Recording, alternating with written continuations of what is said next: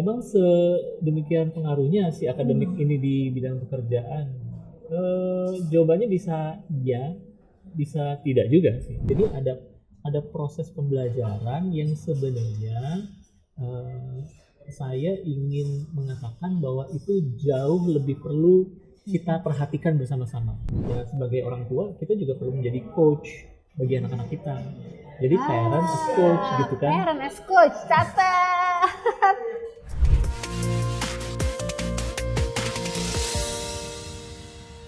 Assalamualaikum warahmatullahi wabarakatuh. Bertemu lagi di podcast Teman Bicara, percakapan menemukan makna. Di sini kita akan banyak mendengar mengenai cerita yang menginspirasi dari berbagai macam orang hebat dan di berbagai macam bidang. Dari leadership, bisnis, relationship, parenting, dan banyak lagi. Nah, saya dengan Coach Ovi akan menemani kamu semua di episode kali ini. Dan kayaknya bukan teman bicara namanya kalau saya sendirian. Saya temani oleh Coach Afri. Kayaknya nggak usah dikenalin lagi kalau yang ini ya. Nggak usah dikenalin lagi deh kalau yang ini nih ya. Apa kabar Coach Afri? Alhamdulillah baik. Gimana kabar Coach Ovi? Alhamdulillah baik. Gimana nih? Kali ini saya ngajak ngobrolnya di tempat yang sedikit berbeza. Seru ya? Seru-seru, suasana lain ya. Suasana beda. Sebeda topik yang mau saya ajak ngobrol. Oke. Gitu Coach Afri. Apa Ini yang mau kita omongin? izin dulu nih, kadang coach, kadang mas, sekeluarnya aja ya, nggak Bebas. apa-apa ya, bebas. Oke, kita sapa dulu deh teman yang mau di rumah ya, yang kayaknya udah nggak sabar karena topik ini, Coach Afri, ini adalah dibahas berdasarkan permintaan teman-teman. Oke. Gitu. Di antaranya teman-teman ini berasal, saya cerita dikit nih ya teman-teman Animo ya, kenapa topik ini tiba-tiba diangkat, karena berawal dari curhatan. Curhatan seorang generasi muda penerus bangsa gitu ya, yang galau waktu memilih meneruskan jenjang pendidikannya. Oke. Ya. Karena nonton Clash of Champions. Nonton nggak Clash of Champions? Nggak pun ya, tapi ikutin dikit. Tapi ikutin ya gitu. Seru. Satu sisi ngerasa ya seru banget, satu sisi ngapain sih gitu. Nah, jadi saya mau izin nih ngajak ngobrol Coach Afri di sini sama teman-teman Animo di rumah ini adalah kalau ngeliat Clash of Champion kan segitunya ya, orang tuh berkompetisi dalam bidang sebutlah akademik gitu. Oke. Kegalauan yang generasi penerus bangsa ini sampaikan gitu ya ke Animo adalah emang sengaruh itu ya akademik di bidang pekerjaan gitu. Serelate itu enggak sih? Nah, saya jadi pengen ngejak ngobrol Coach Afri yang pastinya sudah tahu banget nih kondisi suatu organisasi, korporasi yang kalau misalkan kita tanya, emang sengaruh itu ya akademik di bidang pekerjaan? Oke. Gimana Coach Afri ngelihatnya? Dari tayangan program si Clash of Champion, kemudian kita ada yang nanya, emang sedemikian pengaruhnya si akademik ini di bidang pekerjaan? Jawabannya bisa ya, bisa tidak juga sih. Maybe yes, maybe no. Iya, betul. Tapi bisa kita harus terima dulu ya, bahwa akan ada perspektif atau sudut pandang yang memang bisa berbeda. Memandang apakah akademik, kemampuan akademik itu menjadi kunci sukses dalam berkarir, dalam bekerja, dalam memilih tujuan hidupnya. Ya tentu ada pengaruh yang sangat besar ya. Tapi apakah akademik menjadi satu-satunya atau salah satu faktor yang dominan? Saya rasa tentu enggak ya, gitu. Karena ada banyak faktor yang menjadi pengaruh juga bagi kesuksesan di dunia kerja dan di karir. Oke, sebentar sampai sini dulu nih. Saya coba ngerti dulu ya teman-teman Animo ya. Jadi kalau tolak ukurnya kesuksesan, ya, masih banyak faktor lain di luar itu yang bisa mengkontribusi terhadap kesuksesan itu. Bisa dibilang gitu? Itu betul banget. Selain akademik. Selain akademik. Yes. Jadi kalau pertanyaannya singkat Ngaruh nggak sih? Ngaruh. Tentu, ada pengaruhnya, tentu. Ngaruh. Tapi apakah itu segalanya? Apakah itu segalanya atau hanya sekedar apakah itu menjadi faktor yang paling dominan mempengaruhi? Rasanya tidak. Oke. Nah ini fokusnya jadi lebih terurai nih ya. Gitu. Jadi akhirnya apa sih faktor-faktor yang mempengaruhi kesuksesan gitu ya pada saat orang atau siapapun itu melanjutkan jenjang karirnya, karena pendidikan juga karir sebetulnya ya, Pak Jafri ya. Iya betul. Karir. Betul. Kita sebagai orang dewasa ya, orang tua, guru, pendidik, senior ya, kepada anak-anak yang lebih muda, kita memang perlu juga sih memang mengkampanyekan bahwa dalam memilih jalur pendidikan, entah itu bahkan mulai dari SD, SMP, SMA, perguruan tinggi, tentu itu menjadi bagian yang tidak bisa dipisahkan dari cita-cita dia dalam berkarir. Idealnya seperti itu ya saya pikir. Jadi sehingga setiap anak muda, setiap remaja yang saat ini berpikir untuk memilih melanjutkan pendidikannya ke jenjang yang lebih tinggi, nah, pilihan itu idealnya didasari atas kemana tujuan ia dalam berkarir gitu. Idealnya sih begitu. Oke, jadi ini dari yang jauh ditarik ke sekarang. Betul. Jadi nanti gimana, bukan gimana nanti gitu. Jadi kita ingin juga mengkampanyekan bahwa berkarir itu tidak harus selalu diawali dari tempat di mana pertama kali dia bekerja. Tidak diawali dari perusahaan pertama mana yang akan meng-hire dia, merekrut dia gitu. Nah, kita ingin mengkampanyekan hal itu. Jadi kita ingin mengkampanyekan bahwa berkarir itu bisa dilakukan sejak sebelum dia mulai berkarir, mulai bekerja di perusahaan. Oke. Ini jadinya jadi jawabannya jadi nggak perlu teknis kayaknya ya, gitu. Karena kan kalau teknis banget, pertanyaannya teman-teman animo di rumah mungkin atau minimal pernah mendengar adalah gini. Kalau misalkan capek-capek belajar integral, emang bakal dipakai? Karena sekarang kritis ya, Coach Jafri ya, gitu. Belajar apa? Emang nanti bakal dipakai di pekerjaan gitu. Belajar kalkulus, emang nanti bakal ngitung. Kalau ditanya apakah kalau kita belajar matematika di sekolahan dan di perguruan tinggi nanti akan kita pakai juga di tempat kerja, sebenarnya pertanyaan itu nggak salah, tapi jadi nggak relevan sih sebenarnya. Apakah kalau saya belajar IPA, fisika, kimia, biologi, nanti saya akan memanfaatkannya di tempat kerja? Itu sama nggak relevannya juga sebenarnya. Nggak salah, tapi terasa tidak relevan gitu loh, Coach Opi. Karena pada dasarnya perjalanan pembelajaran setiap kita di bangku sekolah, di bangku perguruan tinggi itu memberikan dampak dan jejak pembelajaran pada diri setiap orang itu idealnya. Tentu belajar integral belum tentu juga sih kepake di tempat kerja, integralnya. Gitu.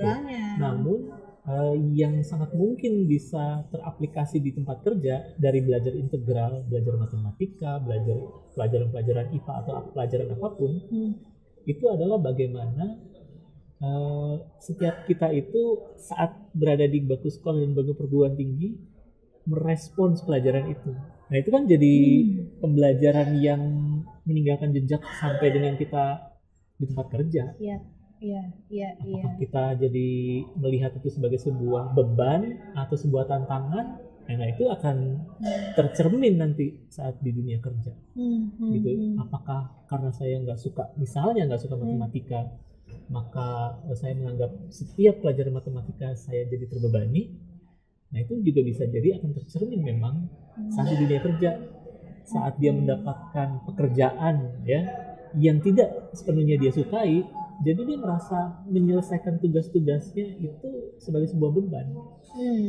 Sebenarnya menurut menurut pengamatan saya itu jauh lebih relevan gitu. Apakah berarti prestasi akademik itu menjadi tidak penting? Jawabannya selalu penting. Selalu penting. Prestasi akademik itu selalu penting bagi setiap orang, gitu ya, selalu penting.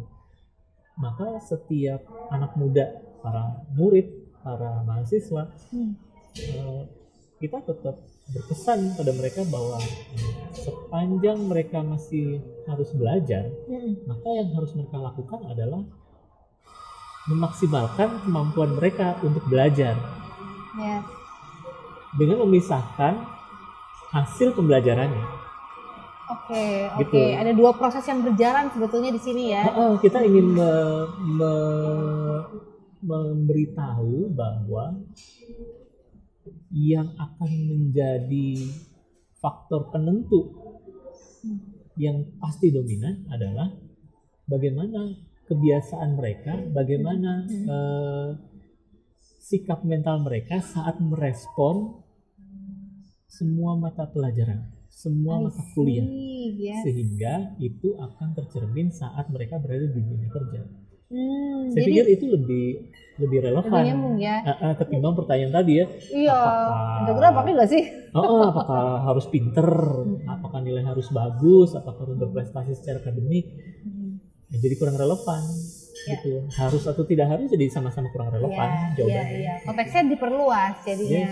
Dan saya ngeliatnya ini jadi kayak latihan nggak sih teman-teman ini? Jadi anak-anak ini di porsinya mereka usia sekolah gitu ya. Menghadapi apa tuh tekanan, gitu, hal baru itu dan bagaimana mereka merespon itu bentuk latihannya adalah bentuk mata pelajaran, mata kuliah gitu. Yang nanti di dunia kerja bentuknya jadi beda lagi, assignment, task, pekerja, job desk atau apapun itu. Jadi bentuk latihannya. Betul, itu bentuk latihannya. Jadi ada proses pembelajaran yang sebenarnya saya ingin mengatakan bahwa itu jauh lebih perlu kita perhatikan bersama-sama. Kita itu adalah baik kita sebagai orang tua maupun kita sebagai pembelajar itu sendiri. Gitu. Di luar hasil belajarnya. Jadi ada dua hal yang ingin kita pisahkan ya. Hasil belajar itu kan bisa jadi prestasi akademik tadi ya. Gitu. Yang bisa kita katakan kan begini nih, Coach Opi.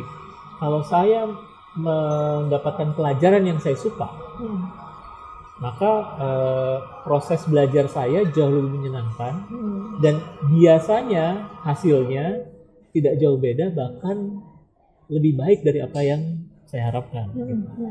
Tetapi sebaliknya, kalau saya menghadapi pelajaran yang tidak saya suka, maka saya akan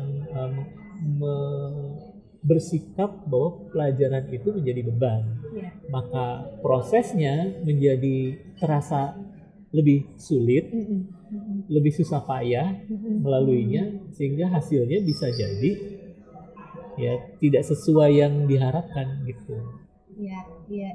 Nah, pada poin proses pembelajarannya, nah kita sekali lagi ingin mengatakan bahwa di dalam belajar penting bagi kita untuk mampu merefleksi bahwa proses pembelajaran, menjalani proses pembelajaran itu jauh lebih penting.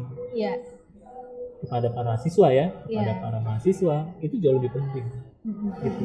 Karena itu yang nanti akan menentukan, membentuk karakter individu kita saat berada di dunia kerja.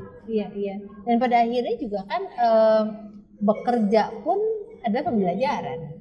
Gitu ya, dapat pekerjaan baru, tantangan baru, tugas baru lah yang bentuknya adalah pekerjaan, itu juga pembelajaran juga gitu ya.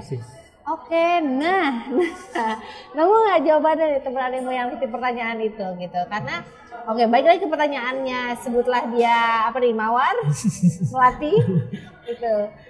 Jadi kalau saya coba mengerti apa yang dia resahkan adalah dia ingin mengefisiensikan waktunya, gitu ya, mengefektifkan prosesnya biar apa yang dia pelajari itu nanti nggak sia-sia, gitu. Itu good point kok. Oke, dan saya coba menjawab ya. Tolong koreksi kalau salah ya. Ini challenge Ranimo. Kalau melihat konteks tadi, artinya tidak akan ada yang sia-sia selama gitu kita bisa merespon itu dengan baik pada tempatnya. Gitu ya, sebagai sebuah sebutlah tantangan. Betul. Dan itu betul ya, Coach Opi, bahwa kepada anak-anak muda, murid dan para mahasiswa ya, dalam memilih tempat pendidikan berikutnya, sebagai senior, katakanlah kita gitu ya, sebagai senior, kita bisa bilang mereka pasti akan ada sebagiannya merasa tidak suka, menyesal, dan berikutnya. Gitu. Namun kita ingin bilang bahwa perasaan tidak suka dan ada periode di mana ada penyesalan itu merupakan sesuatu yang lumrah dan saya katakan bisa dialami oleh semua orang. Gitu. Maka di dalam memilih jalur pendidikan, memilih jalur akademik, maka penting juga setiap orang itu sudah cukup firm dengan purpose-nya masing-masing, sudah cukup jelas dengan citanya masing-masing. Yang agak sulit adalah harus memilih sekolah, harus memilih perguruan tinggi, harus memilih jurusan saat dianya sendiri, individu itu belum jelas apa purpose-nya, belum menemukan sesungguhnya apa cita-citanya. Oke, dan membayangkan anak-anak ini, ngomongin purpose gitu ya, kita yang dewasa mungkin mengerti gitu ya, lebih mudah untuk mengerti. Kalau diturunin ke anak-anak ini, di umur berapa sih mereka cukup bisa menyadari itu gitu, apa sih yang saya butuhin gitu, mau kemana sih? Ke anak-anak ya, mahasiswa, siswa, mulai dari SD, SMP, SMA, bahkan kuliah, kita bisa perkenalkan mereka sebagai orang tua, sebagai orang dewasa ya, memperkenalkan purpose itu sebagai cita-cita sebenarnya paling sederhana, gitu. Paling sederhana. Maka saya sangat sering mengkampanyekan kepada banyak teman-teman orang tua supaya sering-sering tanya ke anak-anak kita, apa sih sebenarnya cita-cita kamu? Sering bertanya itu dalam konteks bahwa kita sebagai orang tua akan selalu mengizinkan mereka bebas menjawab. Hari ini cita-cita mereka jadi polisi, tinggal embrace aja, terima aja kan. Besok cita-cita mereka ganti lagi, misalnya mau jadi dokter, ya terima aja.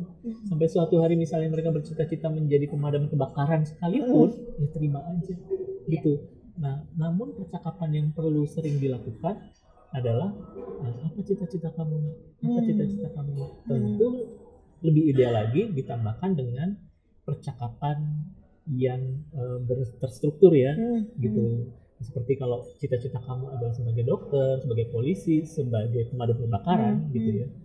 Apa yang membuat kamu ingin menjadi itu? Misalnya kan itu pertanyaan berikutnya tuh. Nah itu diulang dalam kesempatan yang berbeda, gitu. Sampai anak benar-benar mampu berdiskusi, berpikir lebih mandiri tentang mau ke sekolah mana lagi setelah ini, misalnya dari SD ke SMP, misalnya dari SMP ke jenjang sekolah menengah atasnya, baik itu ke SMU atau ke SMK, gitu ya. Bahkan kalau dia pilih ke SMK, apapun jurusan yang dia pilih, dia sudah mampu berpikir, karena kita sebagai orang tua, orang dewasa yang berada di sekeliling mereka, sering memprovokasi pemikiran mereka dengan pertanyaan-pertanyaan kayak tadi tentang purpose, tentang cita-cita. Oke, ini jadi elemen, aku jadi melihat elemen penentu kesuksesan adalah orang tua. Ini gimana belajar ini? Orang tua gimana belajar ini biar bisa begitu? Yes, sayangnya nggak ada sekolah orang tua kan. Iya, the University of Parents. Tapi sebagai orang tua, kita kan perlu selalu belajar ya, tanpa sekolahan. Karena tanpa sekolahan kita tetap perlu belajar.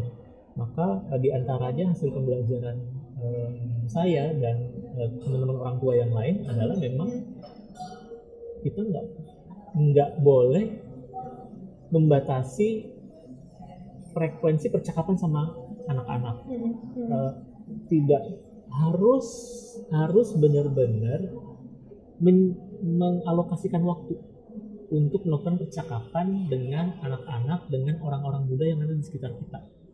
Gitu, tentang apa aspirasi mereka, tentang apa cita-cita mereka, dan bagaimana dan apa yang menyebabkan mereka memilih itu. Nah, kita perlu sih. Jadi komunikasi kita kepada anak, kepada orang-orang muda ini menjadi kunci kesuksesan mereka juga. Ya, jadi dari kecil tuh diajak untuk membuat visi ya sebetulnya. Yes. Di levelnya mereka. Anak TK mungkin bisa ganti seminggu sekali gitu kan. Kalau nanya sama anak-anak TK kan gitu. Cita-cita aku hari ini bahkan tiap hari bisa berubah. Gitu. Boleh. Makin lama makin jejak. Boleh. Karena dengan seiring waktu, seiring kedewasaan mereka dalam berpikir dan menerima pertanyaan itu berulang-ulang, mereka akan niscaya punya fokus untuk ke salah satu atau sedikit titik yang mau mereka tuju. Jadi stimulus juga ya. Betul. Stimulus buat anak-anak ini untuk berpikir lama-lama mikirnya jadi lebih rapih, lebih terstruktur gitu ya. Oke. Nah ini jadi kita jadi berbicara banyak hal nih teman Animo, dari yang tadinya pertanyaan teman Animo yang gimana dong gitu ya, emang ngaruh gitu. Karena dia nggak mau sia-sia, ternyata jadi banyak, jadi lebar gitu. Nah aku berencana mau nodong Coach Afri, selanjutnya kita ngobrol, pengen diajarin yang begitu tuh. Ilmu begitu, gimana caranya orang tua bisa komunikasi yang memberdayakan kah istilahnya gitu ya sama anak-anak. Karena kan sering ketemu sama orang tua yang ngomongnya pengen jadi teman buat anaknya gitu. Judulnya teknisnya belum tentu. Iya. Gitu. Iya Coach Opi, emang nggak gampang sih. Iya, kayaknya emang susah sih terdengarnya kayak susah. Sebagai orang tua dari 3 orang anak, saya sendiri kan merasakan kesulitan itu sebenarnya. Nggak ada situasi yang ideal tuh, nggak ada. Pembelajarannya terus berlangsung, sehingga kalau ada satu cara belajar ya yang saya ingin kampanyekan, perkenalkan kepada banyak teman-teman orang tua adalah ya sebagai orang tua kita juga perlu menjadi coach bagi anak-anak kita. Jadi parent as coach gitu kan. Parent as coach, catat. Parent as coach. Gitu. Sehingga kita ingin memfasilitasi anak-anak bahwa mereka memiliki orang tuanya, memiliki orang dewasa yang ada di sekitar mereka itu sebagai mitra untuk berpikir, mitra untuk diskusi, sehingga mereka, anak-anak itu punya kesempatan untuk belajar berpikir, belajar mengambil keputusan, belajar menerima konsekuensi dari keputusan-keputusan itu sejak segera, dan someday mereka juga akan bisa berdiri kakinya sendiri in terms of pemikiran. Betul. Cocok. Ini udah ketemu nih judulnya, kenapa harus nyulik Coach Afri lagi di pertemuan berikutnya gitu ya. Iya hina aja lah pokoknya, harus iya. Siap dong. Oke. Nih Coach Afri, kalau misalnya kita rekap dikit nih ya dari pembicaraan kita, bahwa permasalahan mengenai apakah nyambung nggak nyambungnya, percuma nggak percumanya, pemilihan dan pembelajaran para pelajar ini ya sampai jenjang mungkin perkuliahan gitu, bisa dibilang itu nggak ada yang sia-sia. Nggak ada yang gitu sia-sia. Ya. Karena ini adalah bentuk latihan, bentuk anak tangga menuju persiapan dia di dunia yang lebih real gitu nantinya betul. Dari bukan soal konteksnya, bukan soal kontennya, tapi konteksnya gitu. Konteksnya ini adalah bagaimana kita merespon pada pembelajaran, bagaimana ini membentuk karakter setiap individu, bagaimana ini menjadi pola kita gitu. Ini jadi kayak pembekalan untuk survival kits nggak sih jadinya? Iya, bagi anak-anak itu. Yes. Iya, nantinya ya. Iya, betul. Oke, terima kasih banyak Coach Afri. Jadi tambah ilmu deh. Mudah-mudahan dan semoga ini juga bisa membantu teman-teman Animo di luar sana yang galau atau orang tuanya yang galau. Kan orang tua ikutan galau sekarang kalau begini. Oke, baik teman Animo.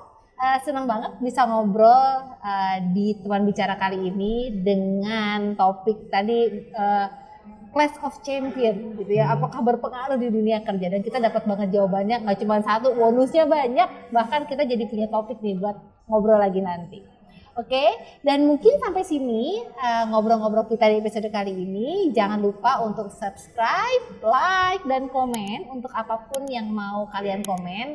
Visit website kita di Anime Indonesia atau Instagram di Anime Indonesia. Boleh DM, boleh komen, ditunggu ya. Pokoknya kita ngobrol-ngobrol lagi. Dan terima kasih sudah menyimak podcast ini. Sampai ketemu di episode berikutnya. Assalamualaikum warahmatullahi wabarakatuh. Assalamualaikum warahmatullahi wabarakatuh.